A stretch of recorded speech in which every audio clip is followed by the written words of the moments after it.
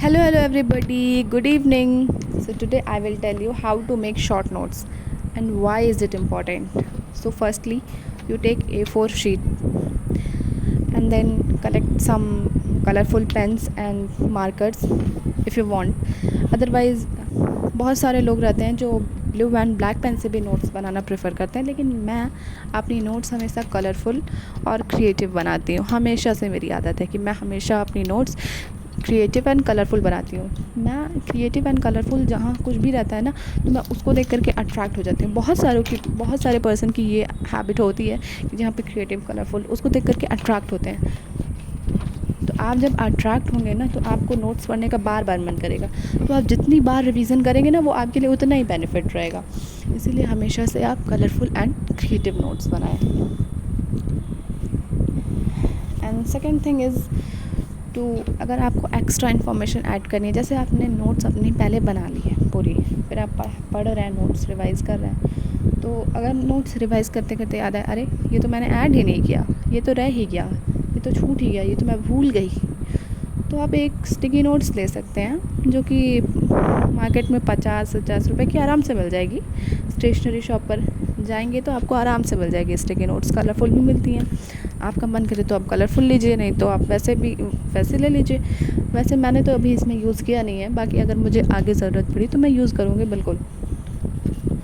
और अगर आपको शॉर्ट नोट्स चाहिए मेरी, तो आप कमेंट कर सकते हैं, मैं आपको PDF प्रोवाइड कर दूँगी. आपको बेनिफिट हो जाएगा शॉर्ट नोट से मेरी.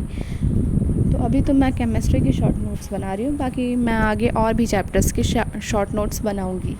अभी तो मेरा फर्स्ट चैप्टर है केमिस्ट्री में मोल कॉन्सेप्ट, जो कि मैंने रिवाइज़ किया था, तो मैंने सोचा शॉर्ट नोट्स भी बना लूँ तो सही रहेगा आगे के लिए. ऐसे चैप्टर वाइज मैं सारे चैप्टर की शॉर्ट नोट्स बनाऊँगी. जूलॉजी एंड बॉटनी छोड़ करके फिज़िक्स और केमिस्ट्री की बनाऊँगी, ज़रूर बनाऊँ. और फोर्थ पॉइंट तो ये है आपका कि मेक शॉर्ट फॉर्म. हमेशा से शॉर्ट फॉर्म यूज़ करिए.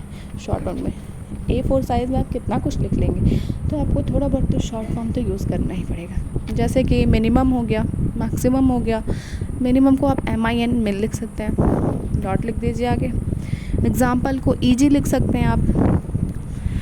और मैक्सिमम हो गया MAX मैक्स लिख सकते हैं. याद रखिए कि आप ऐसा शॉर्ट फॉर्म यूज़ करिए कि आप उस टाइम पढ़िए तो आपको समझ आए. ये नहीं कि आपको पेज पलट करके ढूंढना पड़े, अरे ये क्या है, समझ ही नहीं आ रहा है. आप ऐसा यूज़ करिए कि आपको समझ आए वो क्या है. और अगर आपको शॉर्ट फॉर्म जैसे मैं लिखती हूँ ना, प्रेजेंट, एब्सेंट, ये सब ऐसे लिखना हुआ, तो मैं प्रेजेंट में ना जैसे प्लस NT ऐसे लिख देती हूँ, प्लस NT, तो वो प्रेजेंट हो गया. एंड एब्सेंट लिखना हुआ तो मैं -NT एब्सेंट हो गया. तो यही सब चीज़ है, आप लोगों को थोड़ा बहुत ध्यान पर रखना चाहिए. And make sure that short note is very important for at the time of NEET exam. So thank you guys, आज की मेरी यही वीडियो थी. And hope you like the video, so please like, share and subscribe please.